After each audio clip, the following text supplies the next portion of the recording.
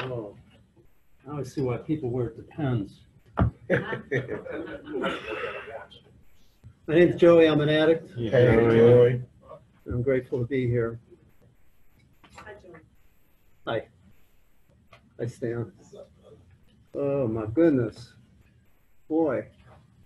You know, I was super nervous about coming here and doing this whole thing. I'm not a circuit speaker. My friend David put it well. It's like, I'm just a guy. I like going out. I don't know people, he put it better than me. I don't know how he said it, but basically, I don't do a circuit. I have friends who are circuit speakers. I got clean with some who are. But I know I have a message, and whatever fear I had of this whole gig was lifted when I heard Oscar earlier today. I've got so many lessons from the people of Narcotics Anonymous, from my people, that it's just incredible. I've had some emotional moments today, and one of the things I realized is that I underestimate the importance of the amount of time I have in my area. And like John was talking about, yeah, my area, I go to a meeting, I have the most time. Most meetings I go to, that's just the reality. And, I have 36 years and in my home group, which is Pleasant Hill, Thursday, short and sweet, Pleasant Hill, California, 7 o'clock, 1 hour meeting, and we just do it short and sweet. We got a timer, 3.5 minutes, you get warned, 4 minutes, I get obnoxious as the secretary. They're glad to see my term end this last time, I'm sure, So,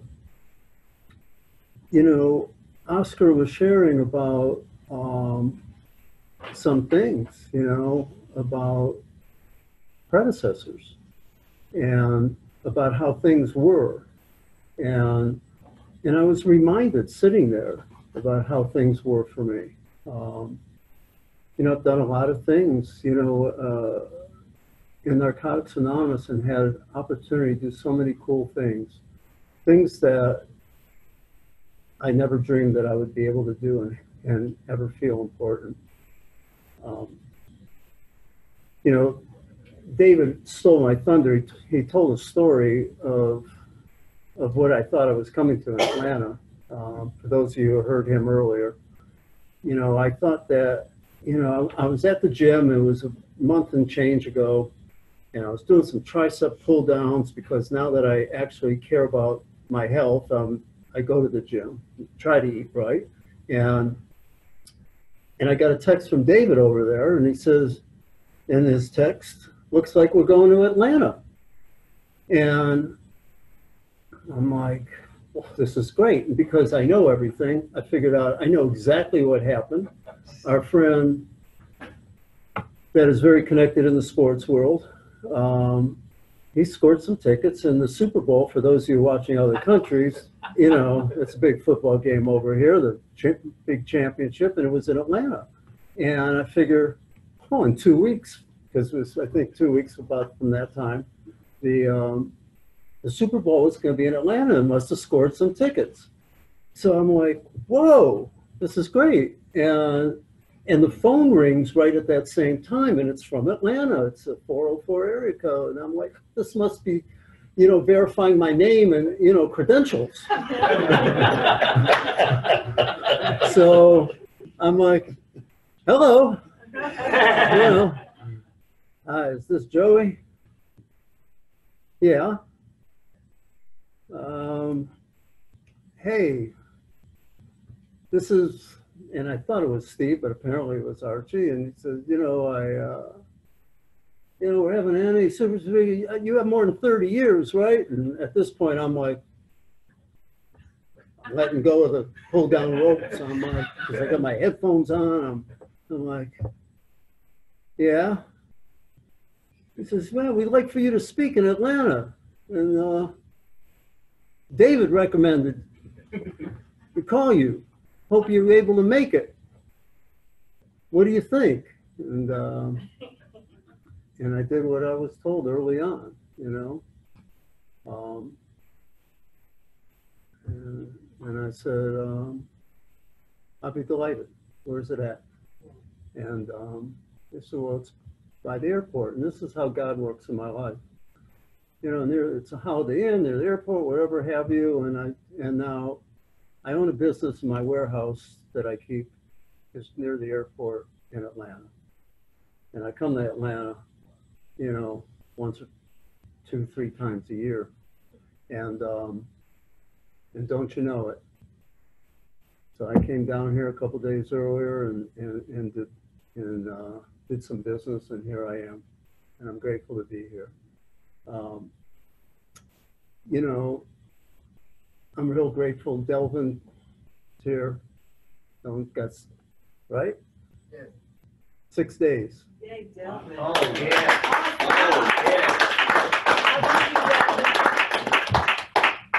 yeah. And at one time I had 6 days, and I didn't want to be here. And, you know, what I did is I came here, the first time I came here was in 1977, because somebody sent me. And my clean date year is 1982. So we know that I didn't stay clean then. And it was to save a relationship. She thought I had a problem when I went to these meetings, and all I saw was the differences. And it's real easy to see the differences. And nobody looked like me, because I thought I looked better than you. But God knows I didn't look better than you. I know that today, you know, because I put Visine in my eyes, and I paid extra for a haircut, and I wore the right clothes, and even though I pissed in them, and but I have Pierre Cardin jacket, and yeah, you know, it was all about the outside. And so all I saw and all I heard was a bunch of losers. I could have got out of that jam, and, you know, I just had bad luck. That's all I had. I want to tell you that in 1977, it got worse. And my mom was dying of cancer.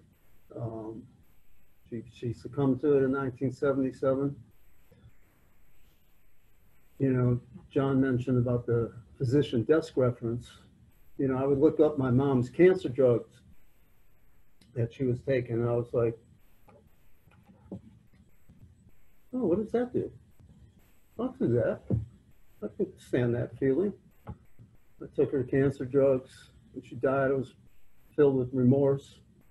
I got busted for what wouldn't be the last time. My girlfriend, the one who sent me to those meetings, which I stopped going to because it's stupid, it's a waste of time, and I don't see why I should go. And it wasn't these, it was the AA meeting, and I'm grateful for that fellowship. A lot of people call it the other program, whatever the fuck.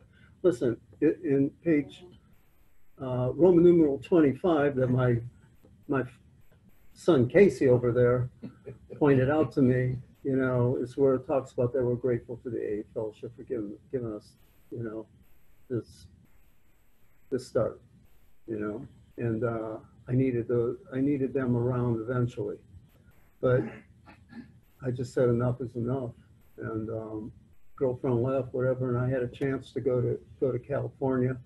I was working in a white collar job. I was arrogant. One of the reasons that I didn't think I belonged here is because I looked around and I went to college, you know. And I graduated, and I got busted, but it's going to be a doctor, and I fucked that up, and my life changed. And I had bad luck, just bad luck, you know. Well, I had a chance, my boss offered me a chance to go to San Diego, California. I got off the plane, I checked it out, and I got off the plane. It was November, and at the time I was living in Pittsburgh, Pennsylvania, and there was like the little snowflakes coming down, you know, like they call them flurries. And for those of you from those areas know what a snow flurry is. It's nothing sticking or whatever. It was cold, and it was November, and I got off the plane in San Diego. It was 71 and sunny, and I said, okay, I'll move there. That's the kind of research I did. The weather's better. And I packed my bags and went there, and this is what I needed. I just felt like I needed a new start. That's all. I just needed a new start. I had a run of bad luck. I had the wrong girlfriend. You know, I had the cops. Everything was wrong. Everything was wrong. And went to California, and I figured I got to bring a hostage with me. So I went to the dog track in Wheeling, West Virginia, because I'm a classy guy. And this woman sold me a winning trifecta ticket and paid several $100s, which back then was a lot of money. And I said, "Oh, baby, this is meant to be. You know, look at it. You cashed it at the same window you bought it." And I said, "You know, you sold me this ticket, you know, and can I at least buy you dinner with it?" And she was, you know, she wasn't the brightest bulb. She said, "Yes." You know, the guy just bought a ticket and fed her some line, and she moved with me, and we, you know, we started dating. And long story short, then I found out, wow, her parents founded a major, you know, restaurant chain and a major hotel chain. And then I figured it all out. We're going to California. We're going to get divorced. I'm going to get half the money because we're going to get a house. And first of all, I'm going to take it for everything that you can do or whatever. And that's where my mentality was. I didn't know anything about love. The first girlfriend was right. She was very right about me. She was very right. She had it right on the ball. You know, I can tell you what happened after that, you know, but the reality is in 1982, I was an embezzler. I had a white collar job. I was a COO of the company and in charge of 9 stores, retail stores. I had plenty of money to steal from. And one day the employees came in, they wanted their paycheck. And I thought it was Tuesday, I was on a run, and it was Friday. And I had already spent the payroll. I was already floating money, doing shit that, you know, I figured nobody will figure this shit out. And I said, holy cow, you know, what the hell? And I went up into my office and you know, I was so blessed because I got what so many of us, you know, get to have, and that's that moment of clarity. And I realized all of a sudden what I was. And I went into my office and I sat down in the corner. I sat down in the corner on the floor, and I started writing my dad a letter. And back then it was a Flair felt tip pen, and the teardrops and the urine and everything was blotting this stuff out. And I started to write my dad a letter telling him I'm so sorry that it turned out how it was, and that I let everybody down. And all of a sudden I got naked with myself. You know, I didn't have this program to do it for me, whatever have you. This was God working in my life when I couldn't do it myself. And I didn't ask for that moment of clarity. I wasn't praying for a moment of clarity. I was just praying to survive every day, however that was going to be. And somehow, some way, the phone rang, and it was my boss, and he was calling from Los Angeles, and I don't know why, you know, I picked up the phone and I was bawling. I was bawling, and it was hello, and Ron said, Joel is my given name, and he said, Joel, and that's what I use in business. He says, "You all right?" And out of my mouth, I wanted to say no, or yes, but out of my mouth came no. You know, he said, "I just have one question to ask you." And it was such a strange question. He says, "Are you having a problem with drinking or with drugs?" And I was like, and again, out of my mouth, I went to say no, and out of it came yes. And he said, "Don't move."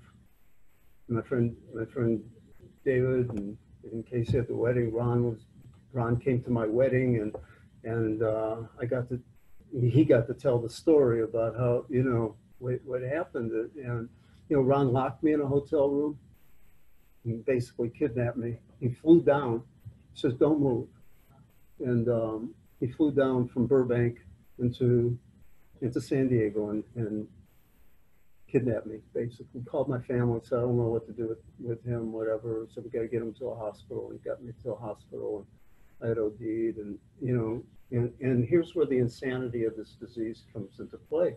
You know, I had a little bit left in my Sisley genes. I still remember the genes. They were Sisley genes, Sisley. I don't know if they still make them. Sisley was one of the first ones. Sorry, everybody. They had the little pocket, and in that little pocket, I had a little left. And when I was at this, I was at some, it was called an intake therapist. I don't know what an intake therapist was. So they put me in the hospital, and, you know, there wasn't, in 1982, we didn't have television commercials for this stuff, you know. And they said, well, you know, you have any drugs on you? And yeah, no. You know, I might have been boo-hoo-hooing, you know, a short time before that and whatever have you. Right. But the insanity of the disease, you know, told me, hey, you need to go to the bathroom and use up what's left. And that's what I did. I told them I really got to go to the bathroom bad. You know, all of a sudden I did one of those. And we do whatever we have to do what we do when we do what we did. And so I did that. And that's the insanity of the disease. That's the insanity of this disease. I didn't plan on staying. I said, you know, but all of a sudden I was sick. I was sick in that hospital. And I was like, I got to get out of here. I owed people money and I had nowhere to go. And there was some craziness that ensued. But somehow, some way, in some fashion, about 14, 17 days later, some of that sickness was lifted, and I all of a sudden wasn't cold anymore, and I wasn't having to put blankets in the dryer and doing some of the stuff I had to do to keep warm. And all of a sudden, started, maybe this isn't so bad. And I started getting on some sort of pink cloud. And that was, I went into the hospital in early December, and then it was on December 31st, the phone rang, and it was, we had pay phones there. This is my top out here, is one addict helping another. And this is all this that I'm telling you there leads up to what all of this is.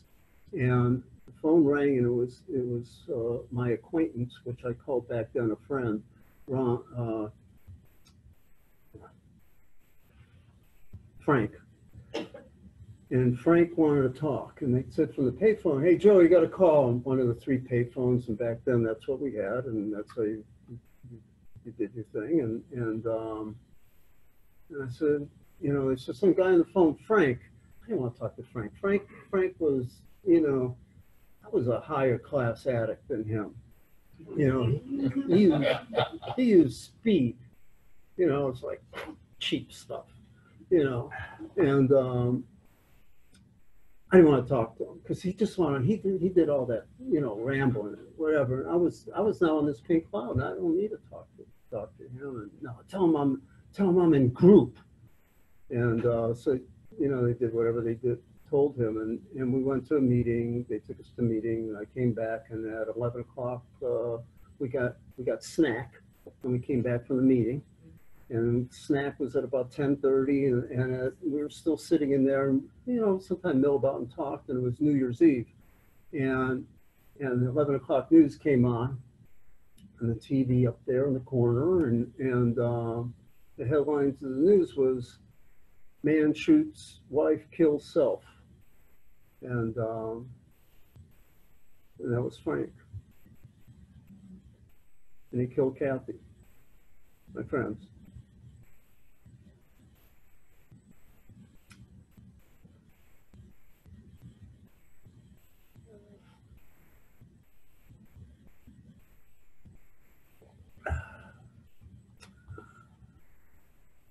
What happened was, these people that I was in this hospital with, while sitting around rallying around me, and I'm like, you know, that call, remember Frank, that was him, Frank, you know, and I was like, whatever, and I had tears, but they, it was tears of guilt and remorse because I hadn't worked any steps at that point. I didn't know. I was too self-absorbed. This was just now all about me.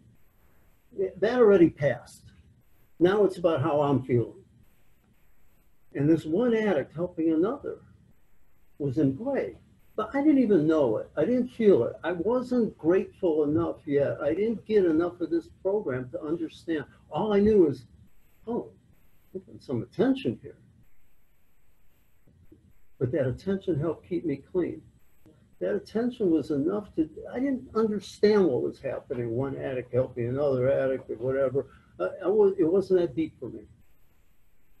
But that was my first lesson. 4 days later, I got out of the hospital. I came home, my roommate was gone, and so was the money. My friend of many years who moved from I knew him when I went to college in Cincinnati, and you know, he moved out and hung out, and we used together and whatever happened. Well, you know, hey, you're in the hospital, you're gone, whatever it is, this was left behind, you know, it's like, haven't seen him since. A few days after that, you know, I got served some papers that I had to go back and the company got served, I should say. And me as an officer of the company had to talk about taxes. And I caused a lot of damage for the company. I cooked the books, I stole a lot of money. The kind of stuff most people make up. We'll just call it 6 figures, which back then was a lot of money, still a lot of money. And through the grace of God and this program, it took me a lot of years, but I paid it all back, you know. They said, get a sponsor. So what I went to a meeting and I had nowhere else to go. I went to the meeting and this guy shared, and he was a doctor, and I was thinking, oh, finally somebody was as smart as me. This is good, you know. And I asked him to be a doctor because my sponsor, because he was a doctor. I could have been a doctor. I should have been a doctor, and I loved his story. He was an anesthesiologist in the Navy, and Ruben, if you're watching, wherever hear this, you'll remember this, of course. He was anesthesiologist, and he hooked himself up at home and whatever have you. And I was, damn, if I was a doctor, I would have been able to use like that. You want OD, whatever. He just kept himself on an even high. It worked so well for him. He ended in the program. Yeah, and I wanted what he had. That's how I chose my sponsor. So see, sometimes the motives don't have to be so right. It gets you to where you need to be. So he became my sponsor, and I liked his story, and it was so good. And then a few months, and then I took on another roommate, and it was Jack C. Jack C. had 5 years in NA. Now back then, in early '83, that was a lot of time. There was Jack, and Steve had 7, and Sid had 10. And Jack said, hey, I need a place, and I heard you're looking for a roommate. And I like, Jack had what I wanted. Jack went up and he read the readings, and he didn't have to look at nothing, you know, and he went to those other meetings, and he was able to do, rarely ever seen a person fail. He wasn't, hey, you're not even looking at nothing. I want that. So I started thinking, that's how I got to get this program. I got to start memorizing this stuff, you know.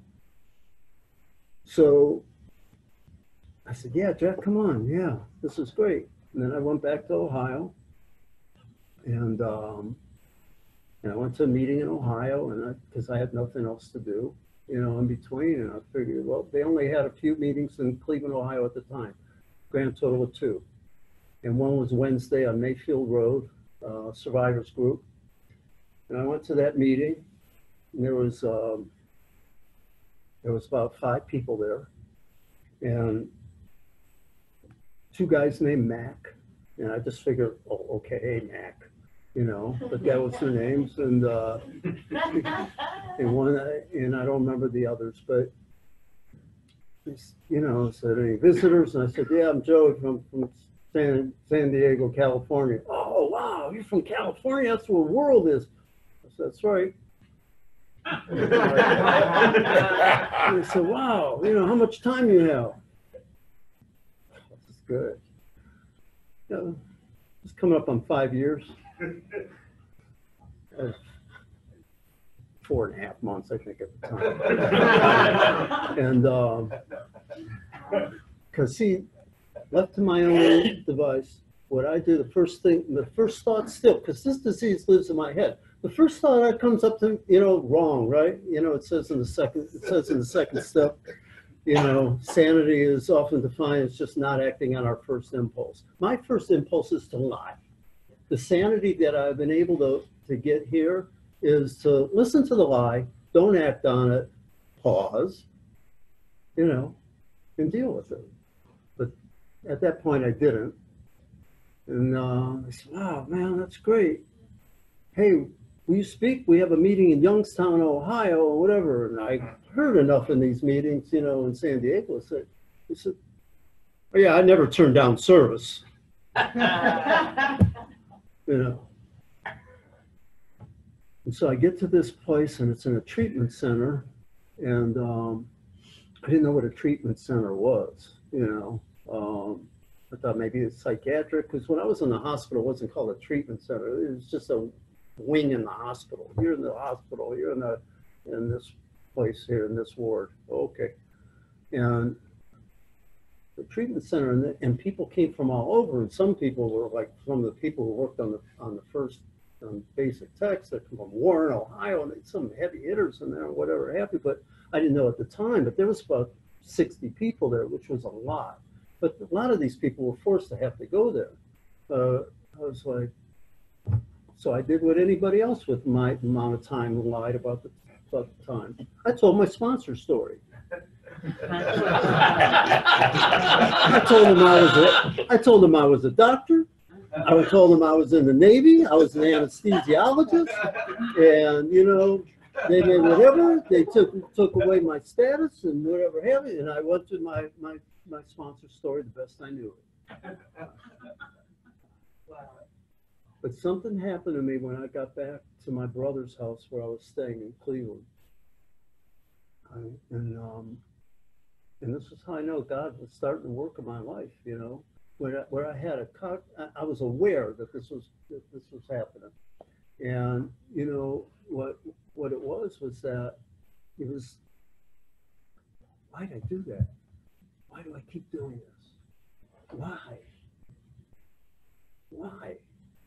I could no longer put my head on the pillow at the end of the night without these other things that anesthetize me, you know? And when I got back to San Diego, first thing I did was I called Ruben. I said, I got to talk to you right away. And we met at the Balboa Hospital there near where he worked, and I came clean. I got naked with him. I said, this is it. And I went back there and I told your story and whatever, and this and whatever, and this stuff that I told you about what I didn't really do, and I just whatever. And Ruben's from Mississippi, and he had a southern drawl, and you know, Joey, I knew you. We all do that stuff. I knew you weren't right with all that. And he said, you ready to work some steps? You ready to do something different? Ready to get serious about this program? Yeah, woo! You know, I was all over that. And that's, I started doing this. And he said, you can get involved in service. And this one addict helping another, this is where it all happened. It just all happened for me. This is where the magic happened. Because I finally got it. I was working the central office phone line, you know, and here I was. I only had like barely, you know, 5-6 months, and I was, I think it was 5.5, 6 months at the time, and I answered the phone. And most people were calling for somebody else or whatever have you. Or they say they're calling for somebody else, so it was clearly a parent, you know, calling about their kid. But this person called, and I told them where there was a meeting that Thursday night on Burl Street in Pacific Beach, and he said that Yeah, I'll come there. Oh, okay. That's what they all said. And when I got to the meeting that evening, he showed up, you know. This guy was asking somebody and they pointed to me and they said, that's Joey there. And he said, yeah, and he told me, you know, I'm Roberto. And the guy talked on the phone and he started crying. He hugged me and he told me, you know, you saved my life today. You know, you saved my life today. I wasn't planning on coming to this meeting. I didn't know what to do. I called, somebody gave me that phone number to call and I don't know what you said, but you said what you said that made me want to go ahead and show up. And I got a feeling that I was looking for my whole entire life. Mhm. That feeling of worth. See, I thought it was I had the right job. I was smart. I knew how to make money. I knew how to make money for companies. But what I didn't know was how to find inner peace. Because I owned a home, I owned cars, I lost it all. And I kept trying to find it because that's what my parents said. My dad was a laborer, my mother was a stenographer, my grandmother lived with us from the old country. We didn't speak English in the house. It was like, this was just all different. It was all different. This feeling, they told to work hard, get a good job, then whatever, and then you know, be happy, whatever, and you know, don't you all have to work hard like we did, and whatever, and I thought that's what success was. Success was one addict helping another, and so all of a sudden I was like, yeah, oh, fuck, I'm gonna do more service. And I became a GSR and I was whatever have you. And then I became a service junkie and I couldn't work I couldn't work. I was a mess. I was collecting disability. And then, you know, everything just kind of started falling in place. I got a job as a telemarketer. I went from a white collar job running about 80 employees and about $20 million a year in business to calling up, going around at nighttime looking at signs that were out telemarketing. Hey, you got a sign on, a light bulb out on your double face pole sign out front. You know, so I'm gonna have a truck out in your area tomorrow, and I was wondering if I could help you. And he said, what company are you from? I said, from Modern Lighting. He said, this guy started cussing out. You sold me a 2-year warranty. You know, it was a 1-year warranty. When I had a problem in a year and a half, you screwed me, whatever have you. And I went back to my boss and said, oh man, this guy from the bakery, it's really bad. I said, you sold him a 2-year warranty and it was 1-year warranty. And, you know, and he says, yeah, that's what we tell people, fuck them. And I was like, I couldn't do that anymore. And I was like, you know, God's starting to work in my life. My higher power's doing, what's happening to me? I would have high-fived them just a year earlier, like, genius, you know? Tell them 6 months. Signs usually don't go out till over after a year. Change your name. See, it's one addict helping another. What happened here is by you people sharing and telling the truth and me starting to get honest, starting to believe that the power of being honest and doing good things and doing the right things all of a sudden would do right by me. And I started having a conscience. I made amends to my boss. I started working the steps, and he told me he sees a big change in me. Keep it up. I worked out a payment plan. They were good to me because my brother was a higher up executive in the company. They let me off the hook. I should have been in jail. And you know, the long and short of it is, I was offered a job back in Northern California and start over with his son. And I got to the Bay Area, and NA was relatively new. We didn't have a meeting every day, and I got to be involved and help start meetings. And my ex-wife and I, you know, my ex-wife was instrumental in starting our area and moving out of the 510 from Oakland, whatever, and starting in Contra Costa County.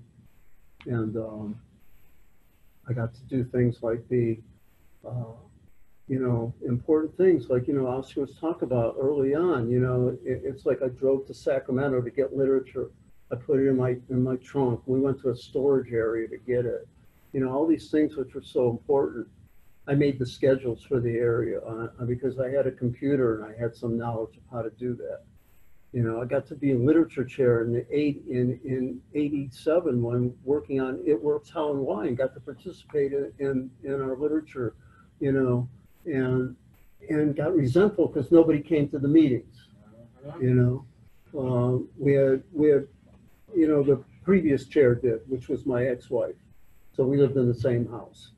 You know, and I'd be ready with my agenda, and you know, nobody showed up, but I showed up.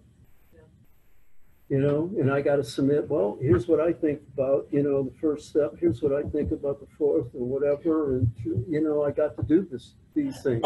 I did not write the book. Okay, let's make it clear. So I'm not dropping like book names with me. But I realized that I got to participate though in one addict helping another addict.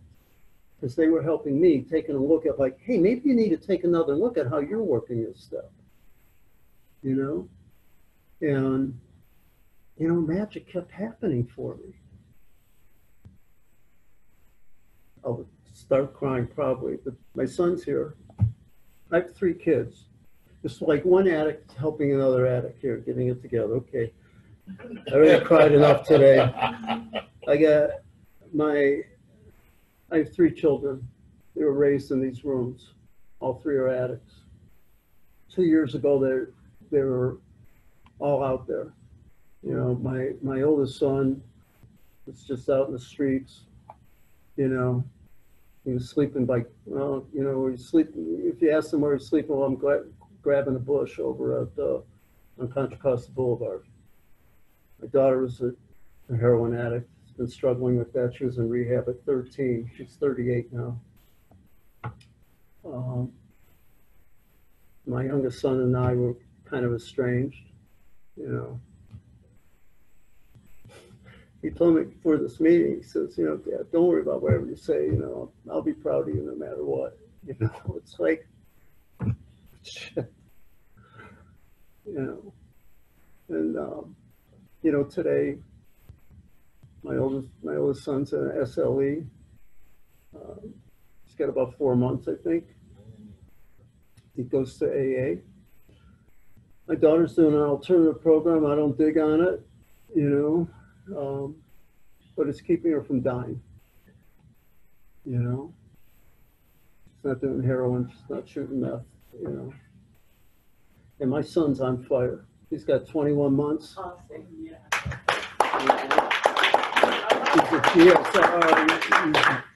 He's a GSR. He's doing stuff, and like, I'm like. And my ex-wife said to me, you know, he's just like you were at that time. You know? He's just like you. And that's how I was, because once I got it, Right. this was the book that saved my life, right here. This was our literature. I didn't have a basic text when I got here. And it's a cool thing. You know, I related to our literature once our readings of Am I an Addict? And I hate when meetings aren't reading this because it meant so much to me. Very simply, an addict is a person whose life is controlled by drugs. And I got that, and it kind of kept me here. And when my son was in a place where you go when you do what you did, that he did, I donated about 10 or 12 or so basic texts to where he was at. And he talks about reading Am I an Addict? And that's when he related. And he got that from texts that I donated to where he was staying, you know, and related to the same part that I did. And it's like one addict helping another, you know. I'm so blessed, you know, I'm so blessed. I work steps to work through how my mom, you know, taking her cancer drugs from other people who did their mothers or fathers or other people's cancer drugs, you know. That's how I got this program, from you, all of you. You know, my friend David today was sharing about all he wanted was for his wife to be proud of him, and it made me cry. We were at dinner. My son went up to the room, and I told David, you know, it's like, I was just so proud of him. Like, I think about the things of, like, that I have these feelings, and at the end of the first step, and it works how and why. It says we will experience a full range of feelings, you know, and I feel them today, you know, I feel it. And Delvin, you're going to feel these. It's going to be all over the place. And sometimes you can have the fuckets, no matter what, we do not use, no matter what, because you are going to save my life. And you don't know who's going to hear you and have to see your story. You know, you helped me today. I went to that Highland Club last night and seeing you there riding your bike, and you found a way to get there, and you found a way to get here with that bike. You know, it gives me power. I want to thank each and every one of you, Stan, you know, for your hospitality, taking us around and doing that. And, you know, it's like I was right at home there. So thank you all. Awesome. Bye.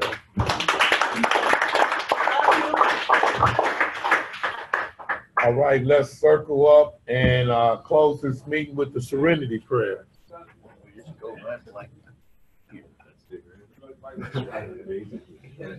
Oh, yeah. They'll come to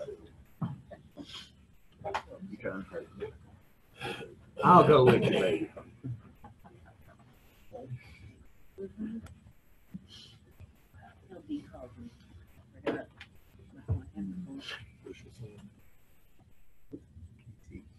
What's your name? Oh, sure. Oh, Casey. Casey, would you close this? Have a moment of silence. Let the circle represent that we never have to do this alone.